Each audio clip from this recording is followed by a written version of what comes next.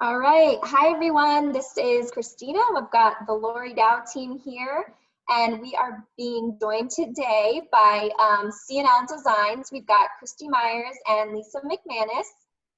Hi. And they are our trusted home design and stagers that our team utilizes for staging homes to prepare them to sell. Our clients use them to stage their homes. So we work a lot with Christi and Lisa. They're awesome. And today they're going to talk a little bit about some easy home projects to do while everyone's stuck at home. And, you know, some tips to, if you're thinking about preparing your home for sale, some things that you can be doing. So Christi, Lisa, why don't you just tell us a little bit about CNL Designs, and then we'll get started. Okay, sounds good. Hi, everybody. So Lisa and I, we've owned CNL Designs for the last 4 years, helping people get ready to get their homes, you know, ready for sale. And we definitely get a lot of different questions on what they can do beforehand. And this is really an opportune time for kind of people prepping their homes. They have more time than usual on their hands.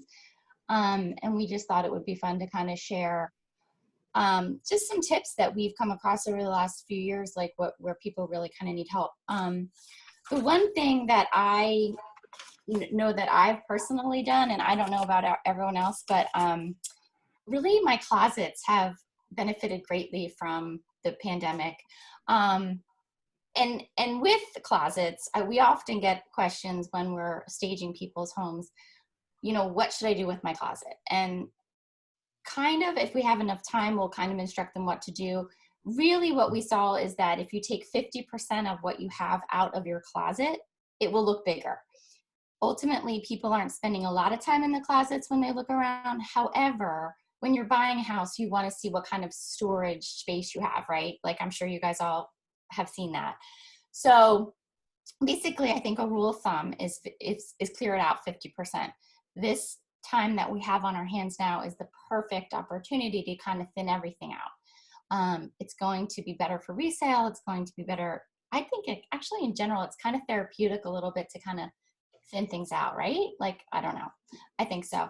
And Lisa will touch on the decluttering piece of that as well, because we do talk about a lot of people are downsizing too when they're selling their homes. So again, this benefits that part too.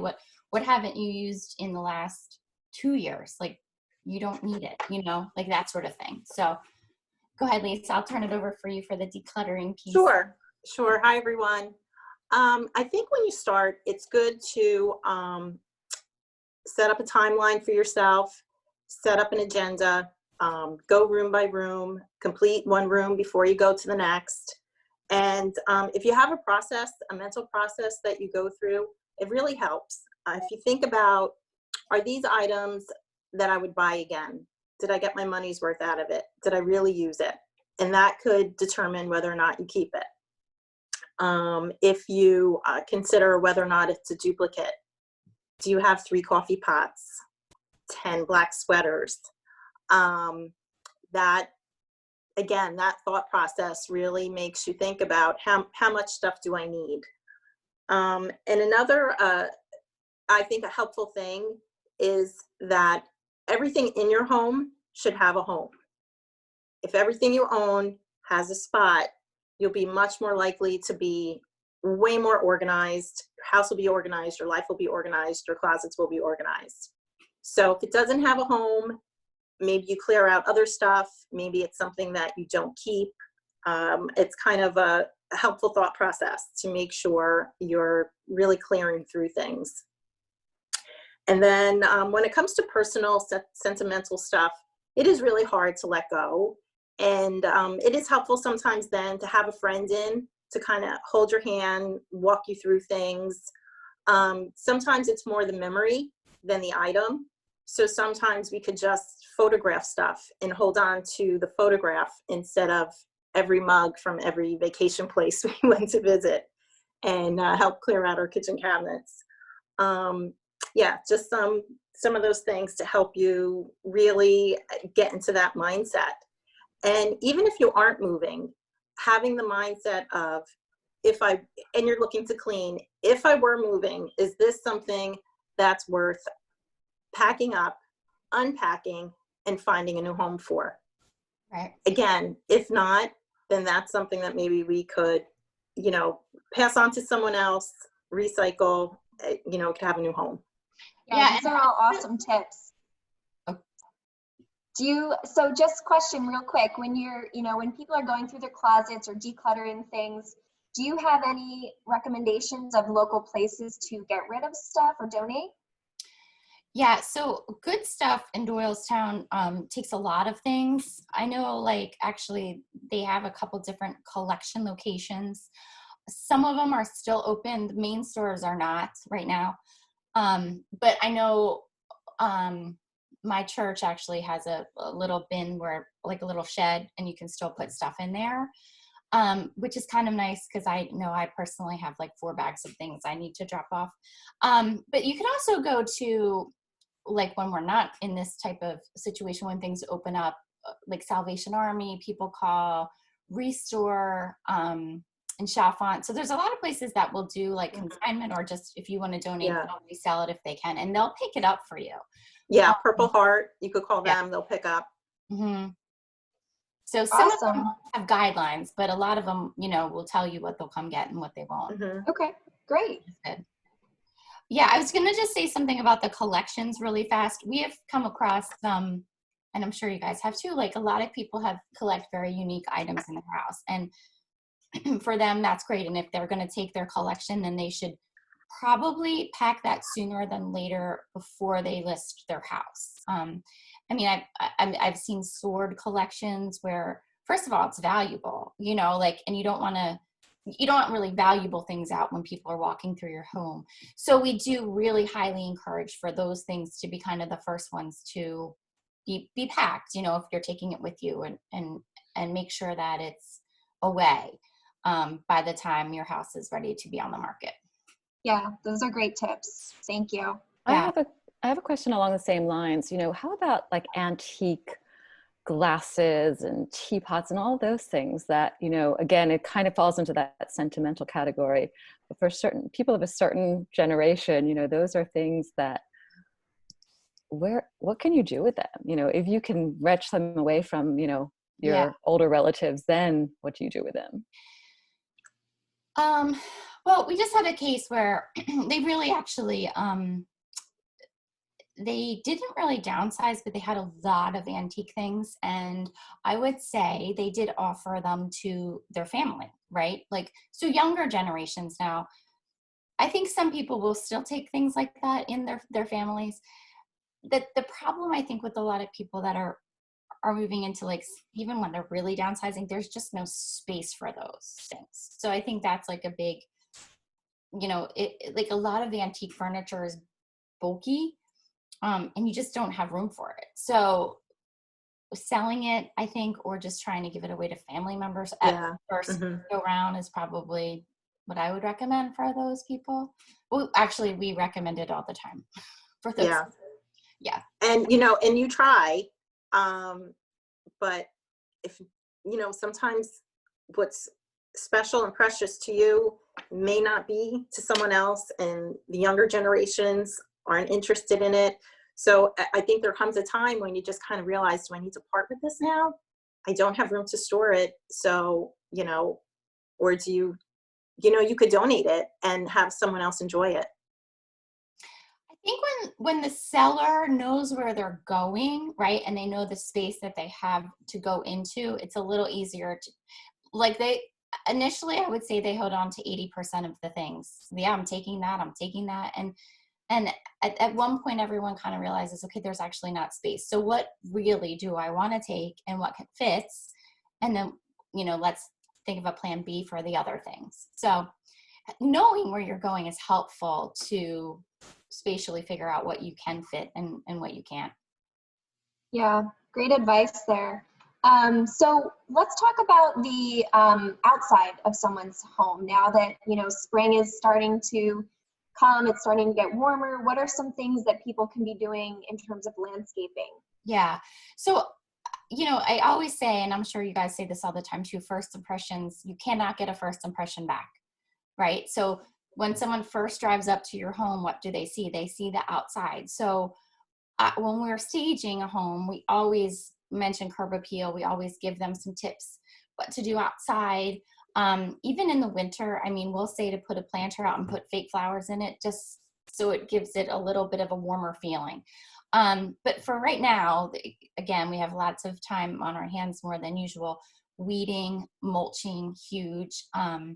Just even like trimming bushes that, like, I ended up digging out of a tree. I didn't want to does that, but I had time. So one day I'm like, all right, I started cutting it. And then I was like, I don't want this.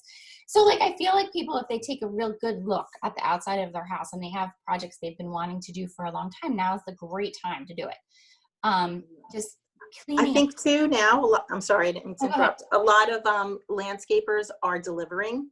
So you could get a mulch delivery, plant delivery, and you could get some products in where you don't have to go out, you're not going to a store, Right. and you could get some products to work with. Yeah. Yeah. I think What about, go ahead. what about painting your front door? Would Ivy. you give clients paint colors or advice for that? Yes. All the time. Yep. The front door is like what you're saying. It's like one of the first things people see. And if it's a mess, it doesn't bode well for them to sell their house. So you want to keep your doors fresh and clean, even if, like, I know some people, even if like the back door isn't one that people see, like, but if people are going in and out, like into the porch, they don't want to see an old painted door. They want to see a fresh coat of white paint on a back door or something, even that, you know what I'm saying? So yeah, we always suggest to refresh that. And we do give colors out, like we'll recommend colors for people. If they ask us, or when we're there, we'll say, oh, that would look nice, XYZ color, depending on the shutters and the siding and all that. You know, one thing that I think is overlooked all the time, and you guys tell me if you think it's non-consequential, but I think it's important. When you drive up, sometimes it's a big, beautiful home, and the mailbox is like leaning over, and it's all has no paint left on, and the door doesn't close. It's like, to me, that's almost like, it's not the front door, but it's really, to me, I think that really detracts from the house. What do you think about that? Is that a silly thing, or? No, not at all. Not at all. What we try to do when we pull up to a house and walk through the house is to limit the checklist that a potential buyer will make.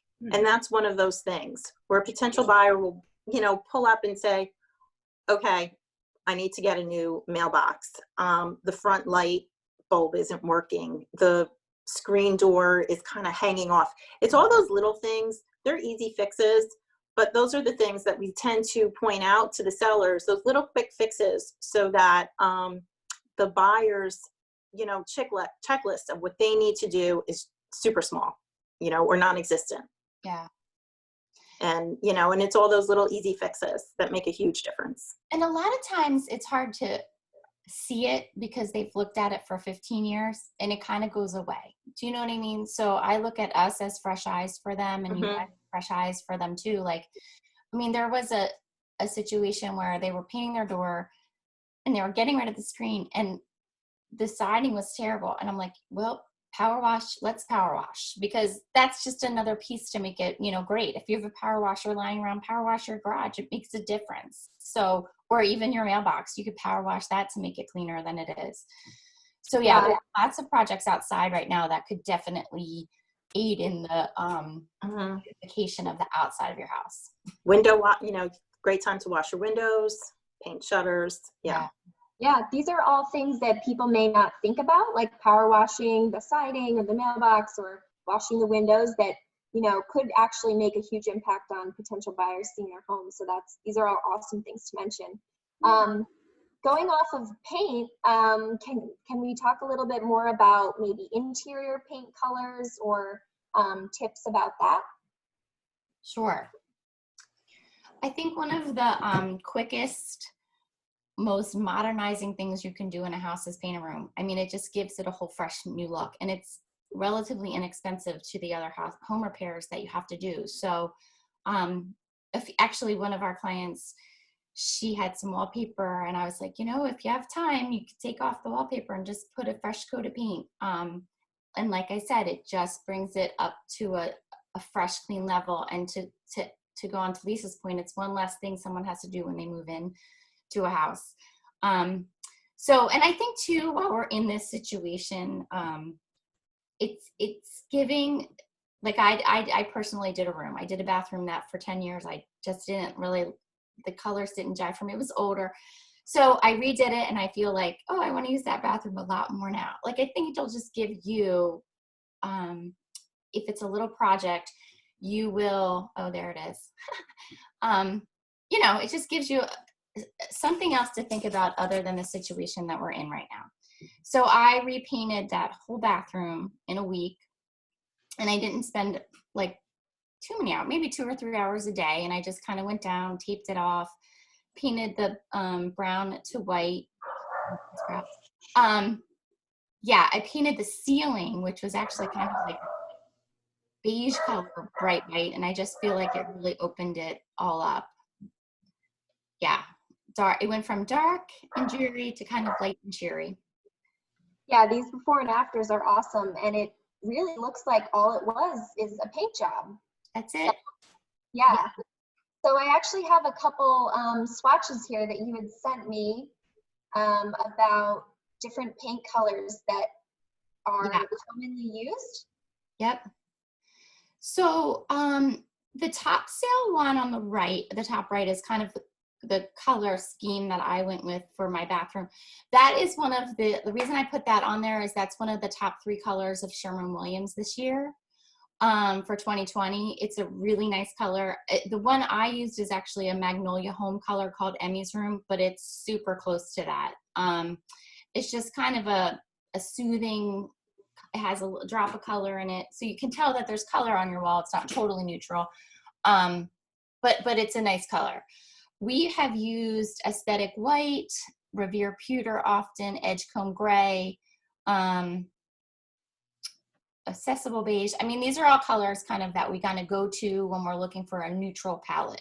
If there's a room that was red or gold or green, and we just need to neutralize the space, these are kind of our top colors that we look at. Awesome. Yeah, these are all great neutral colors.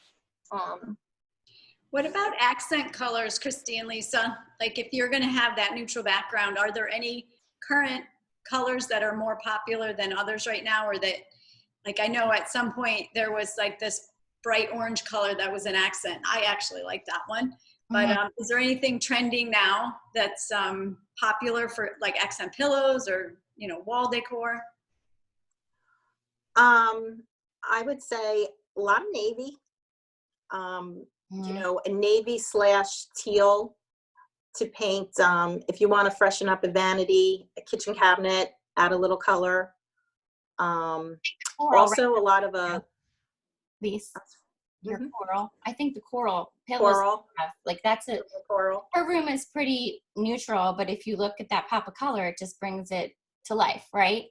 Yeah. And then there's some paint colors which, you know, they put out as the color of the year, but maybe it's not quite a color that you want to put on your wall. So Benjamin Moore's color was called First Light. It's a real light blush pink, very pretty, but you might not want a pink living room. So in that case, you take the color and you accent with pillows, candles, just kind of sprinkle it around. Maybe not use it as your paint color, maybe go with more of a neutral, but you could take their, color of the year suggestion and use it in other items, use it in accessories. Yeah. And right now, as we're all locked in, and you want to paint and you don't know what color to paint, Sherwin-Williams is shipping out paint chips. They're about 2 by 3, I guess, for free, no shipping. So I have about 10 of them coming. They should come any day. I'm excited. So you could look at them at home. Some places are doing curbside pickup for your paint. So it's an easy way right now to get the product that you need without going out. Yeah, and Sherwin-Williams in Doylestown is also, they have 30% off their paint until the end of April. So, and if you call them with the color, the paint type, you can curbside pick it up, the one right in town. And I just wanted to show these off. These are great paint samples. These are through Magnolia Home. They're huge. They're peel off. You could stick them on your wall. They're $2 each. And it's a great way to look at your potential color. And again, it's an at-home thing. You don't have to go out. They'll ship it to you. And it's a nice big sample. And their colors they have great colors, soft neutrals, some pops of color. It's a good choice to choose from. Yeah, my bathroom, like I said, is called Emmy's room. The one that we saw the before and after, that was Magnolia Home. I do want to make one quick note with painting though.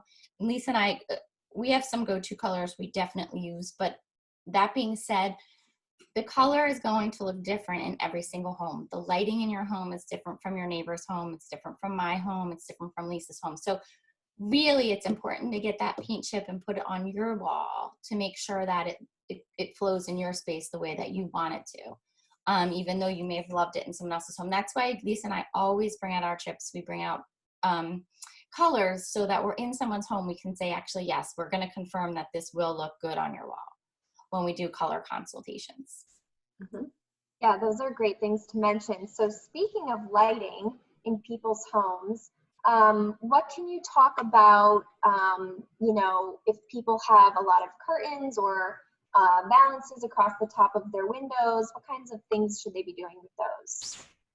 Yeah, so one of the major things we do when we have a hands-on staging day with anytime we stage for Laurie is we are taking down a lot of curtains and valances, and it also helps when the realtor says it and then we say it again and then they're like, okay, I guess you can. It's kind of confirmation that those things are too heavy, they need to come down. We'll always support that situation because you want it lighter and brighter, not kind of dark and small. So the more light you get in, the better the room looks. Again, and I think curtains are one of those things that they just kind of fade away in the background and people don't even really see them anymore. So it's our job to kind of bring it to light and say, this is a very quick fix and even a quick update. If something is wrong with the wall and we have enough time, we do encourage people to put some neutral curtains. If we don't have time, we'll just take them all off. So yeah. Mm-hmm. And sometimes having nothing on the window gives the room a little bit more of a modern look than 20-year-old curtains that kind of aren't in right now, or a little heavy, a little dated. Sometimes it's a matter of just maybe taking off the valance and leaving the panels. We've done that just to give it a lighter, brighter look. Yeah. And then if you take off a valance and there's holes in the wall, is it up to the homeowner then to fix those? Yeah, it depends. Sometimes if it's a room that you kind of get a feel that it's going to be repainted anyway, we'll leave. If the holes are small and you're not going to see them in photographs, it depends on how much repair needs to be made. Yeah. Great tips.